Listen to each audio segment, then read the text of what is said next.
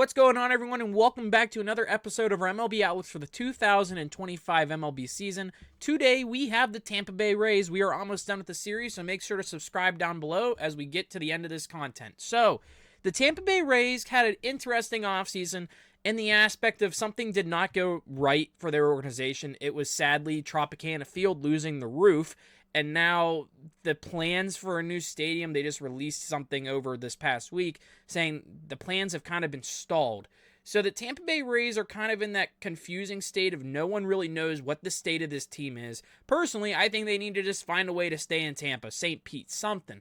Something needs to figure out because the MLB is in a weird situation where now they have two teams playing in minor league stadiums, the A's and the Tampa Bay Rays. The Tampa Bay Rays hopefully will be back at the Trop next year, but they are going to be playing at the Yankees minor league stadium. So, free agent tracker, they lost Colin Poche to the Nationals on a minor league contract. Tyler Alexander goes for $1 million to go pitch for the Brewers. Chris Davinsky goes to get a minor league deal and pitch for the Mets, and Dylan Carlson goes to the Baltimore Orioles for $975,000 on a major league contract. Let's take a look at this lineup. So taking a look at their lineup for opening day, it goes a bit like this. Yandy Diaz, Brandon Lau, Junior Caminero, Josh Lowe, Danny Jansen, Jonathan Aranda, Christopher Morel, Johnny DeLuca, and Taylor Walls. They did also go sign a Ha-Seong Kim. This I was not expecting. I was expecting a different team to be on Kim. Teams that needed infield help, primarily the Seattle Mariners. I would have been fine as a Pirates fan if they went after him, but that's just me being biased. And honestly, I was expecting the Padres to find a way to keep him. But he does go to the Rays on a solid 2-year deal, so good for Ha-Seong Kim and the Rays for making it happen. He'll be back, I think, by June or July. I think that's the time frame. But looking at this lineup, I think it's okay. I think they could have done more. I don't think the Rays are a playoff team, but I think they could do things to surprise a lot of people. Yandy Diaz is one of the most eligible players to be the most accurate player in the league, I could say. I could use different wording, that is. But I think he has all-star potential. He's always going to give you an OPS of 750 or higher. He's not going to strike out much. He's going to get a good walk rate. He is going to put up a great WAR, a good WRC+, highest on the team, 135. Highest OPS projected at 802. He has a 3.2 projected WAR. I'd put that above a Lauer or Caminero, but they are really high in Junior Caminero. A 767 projected OPS, 119 WRC+, 3.4 WAR, that is. Brandon Lau at 3.3 projected WAR, 780 OPS, 124 WRC+. So I think this top three of the lineup is going to be good. Josh Lowe as well, 2.7 projected WAR, 752 OPS. He's going to be okay. Danny Jansen, they brought in from Boston. Jonathan Aranda, I'm very curious about if he's going to be that much of a difference maker. They haven't projected at some pretty good numbers. The strikeout percentage just scare me a little bit. He is also young. He's only at 1 year of service time.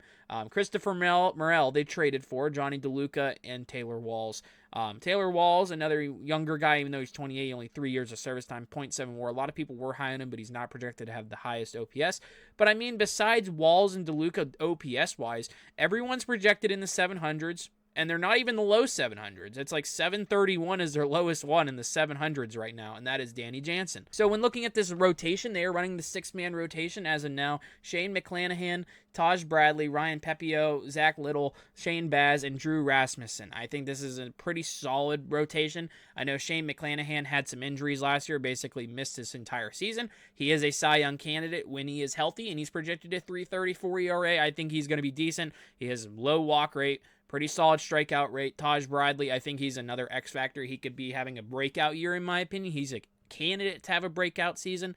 1.9 projected WAR, 4.07 ERA. I like the walk rate staying below 3. Ryan Pepio, he's in there as well. Zach Littell, Shane Baz, and Drew Rasmussen. And looking at the bullpen, you got Pete Fairbanks, Edwin Uceta, Garrett Clevenger, who they got in a trade, Manuel Rodriguez, Mason Montgomery, Alex Fado, and Mike Vassell.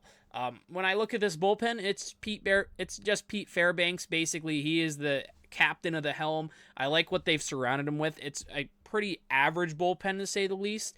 I think the Rays are a team that is going to thrive off the 6-man rotation more so than the bullpen, and I think that's why they're doing it. I really do, because I think the bullpen could use a little bit more work. I could see them going out and maybe trying to get one of the cheap veterans that are still out there. I know Craig Kimbrell's still out there. I know David Robertson's still out there. I'm kind of surprised they're not signed yet.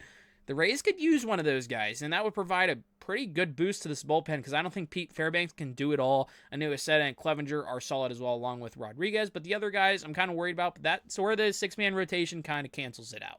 But other than that, I think the Rays are going to be fine this year. I don't think they're going to be a playoff team, but I don't think they're going to be as bad as what people think. I could see the Rays honestly competing for a wild card, but probably maxing out around 81-81 or just 82-80. Thank you all for watching this video. Make sure to subscribe down below. Thank you all for helping me get to 300 subscribers. It means a lot. Make sure to like the video and comment down below your thoughts about the Tampa Bay Rays, and I'll see you in the next one.